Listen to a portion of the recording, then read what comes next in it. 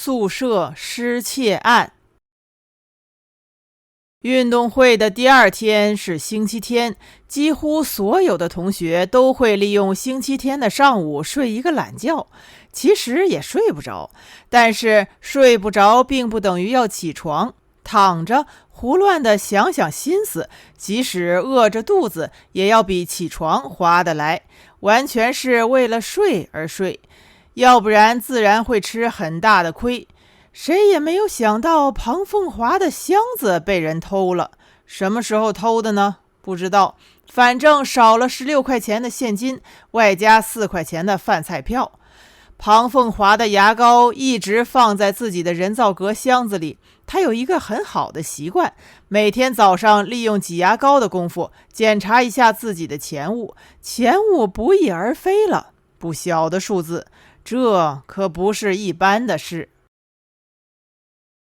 星期天的上午，北京时间10点15分，823班的同学全体集中，许多同学还没有吃早饭，王玉央甚至还没有来得及洗脸刷牙。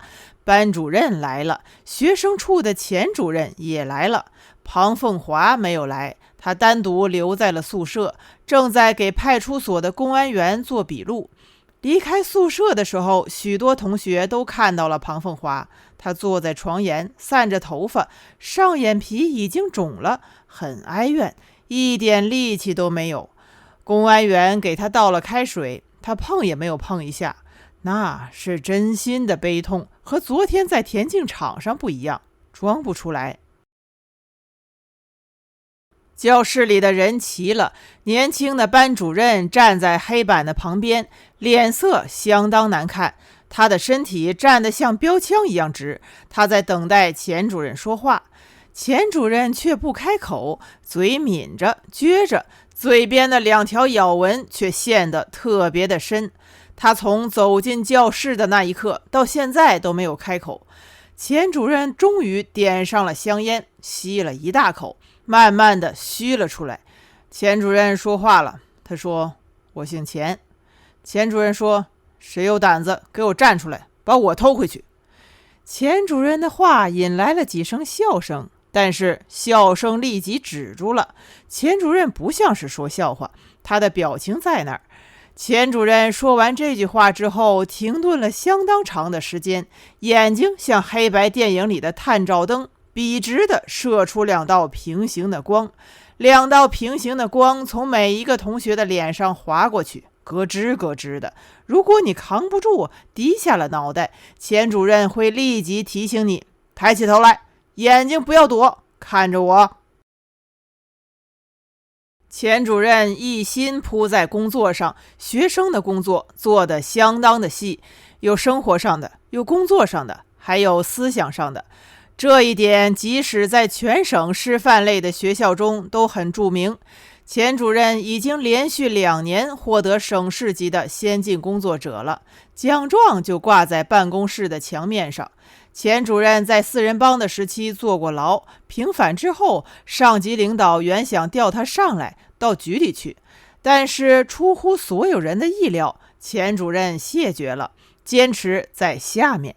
钱主任说，他热爱学校，热爱教育，最终还是留了下来。钱主任在师范学校开始了他的第2个春天。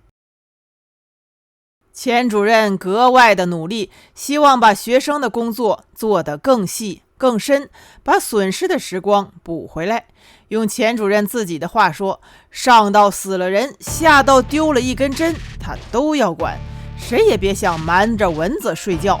管理上相当有一套，所谓的管理说白了就是抓，工作上要抓，人也要抓。钱主任伸出他的巴掌，张开来，紧紧地握住另一只手的手腕，向全校的班主任解释了抓是怎么一回事。所谓抓，就是把事情，主要是人，控制在自己的手心，再发出所有的力气，对方一疼就软了，就抓住了，抓好了。钱主任的解释很形象，很生动，班主任们一看就明白了。要是细说起来，师范学校的每一个学生对钱主任都有几分的怵，走路的时候总要绕着他。同学们发现这样的时候，钱主任其实并不凶，反而把绕着走路的同学喊过来，亲切地问：我是大老虎？钱主任不是大老虎，只是一只鹰，你不怎么看得到它，可它总是能够看得到你。一旦哪里出了问题，有了特殊的气味，它的阴影一定会准确及时地投射在大地上，无声无息盘旋在你的周围。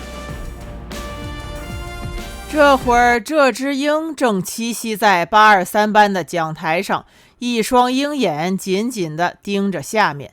他又开始开口说话了，他的话题却绕开了这一次的失窃事件，让人有点摸不着头绪。但是他凛然的气概还是渲染了每一个人，震撼了每一个人。我们的校长，当然也包括我，想建立怎样的一所师范学校呢？钱主任劈头盖脸问了这样一个严肃的大问题。我很赞同我们的校长，钱主任自答说，我们的校长说了，第一，铁的纪律；第二，铁的校风，8个大字。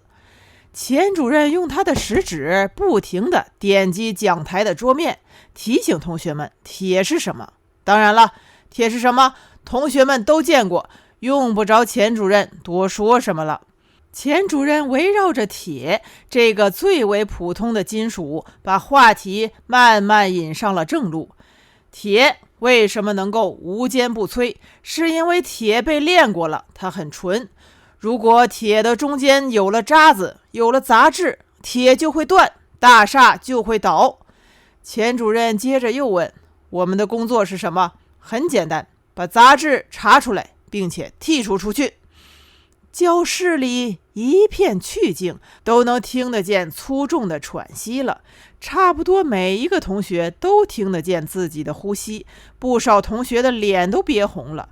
钱主任总结说，最后我送同学们8个大字：坦白从宽，抗拒从严。散会。